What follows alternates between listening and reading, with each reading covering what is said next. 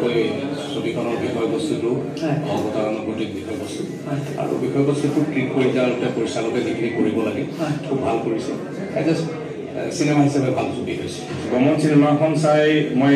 তেখেতৰ সৰহ সংখ্যক চিনেমাত যিটো অনুভৱ কৰোঁ সেইটোৱে কৰিছোঁ বিশেষকৈ আজি কিছু ৩-৪খন চিনেমা অসমীয়া ধাৰাবাহিক প্ৰায়বিলাক ধাৰাবাহিকতে থাকে তেখেত আছে শিশু শিল্পী এজন আছে অৰুণ শৰ্মা বুলি তাৰ আৰতি কলিতা আগৰ ৰেডিঅ' আৰ্টিষ্ট আছিল আৰু এটা চৰিত্ৰত অভিনয় কৰিছিল সাধু আহমেদ আছে মানস শৰ্মা আছে অখিল কৃষ্ণ শৰ্মা আছে চিৰিয়েলৰ অভিনেতা অমূল্য কুমাৰ আছে তেনেকৈ ধৰণে এটা আমাৰ গমনৰ চিমত কাম কৰা হয় আচলতে সাংস্কৃতিক ক্ষেত্ৰত আমি সকলোৱে জানো এটি বিশেষ সুনাম আছে অসমীয়া ছবি বা নাটক আদি বিভিন্ন দিশত মানে সকলোতে আগবঢ়া আৰু অসমীয়া ছবিৰ এটা ইতিহাস আছে যে অসমত অন্য নহ'লেও গোলাঘাটত মানে অসমীয়া ছবি চলে এতিয়াও সেইটো আমাৰ লোৱাৰ আছামত হওক বা মুখ্য গুৱাহাটীত এইটো এতিয়াও চৰ্চা আছে আমি আশা কৰিছোঁ এনেধৰণৰ সুন্দৰ ছবি আমাৰ আপোনালোকৰ মাধ্যমৰ যোগেদি প্ৰচাৰ কৰি যাতে অসমীয়া চলচ্চিত্ৰ উদ্যোগটোক আমি আগুৱাই নিব পাৰোঁ সেইকাৰণে আমি ভ্ৰমণ ছবিৰ পৰিয়ালক আমি গোলাঘাটলৈ নিমন্ত্ৰণ কৰি আনিছোঁ এখন সুন্দৰ ছবি আৰু গোলাঘাটৰ আগত সেই সুনাম অক্ষুণ্ণ থাকিব বুলি আশা কৰিছোঁ অমৃতা গগৈ দিব্যজ্যোতি দাস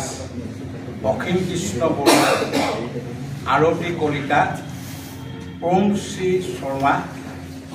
যতীন খনিকৰ সাধু আহমেদ মানস শৰ্মা আৰু অতিথি শিল্পী আছে আমাৰ বিক্ৰম ৰাজখোৱা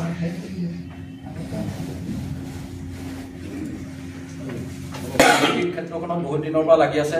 তেখেতে ইলেক্ট্ৰিচিটিৰ এই চাকৰিৰ পৰা ৰিটায়াৰ হোৱাৰ পাছত কেইবাখনো উল্লেখযোগ্য ছবিত অভিনয় কৰিছে শেহতীয়াকৈ মই এবাৰ কৈছিলোঁ গগৈ যিখন লকডাউনৰ ওপৰত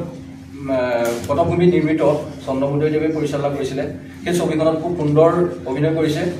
আমাৰ বদন্দা বেলকনি বিশ্বজিৎ বৰাৰ পৰিচালিত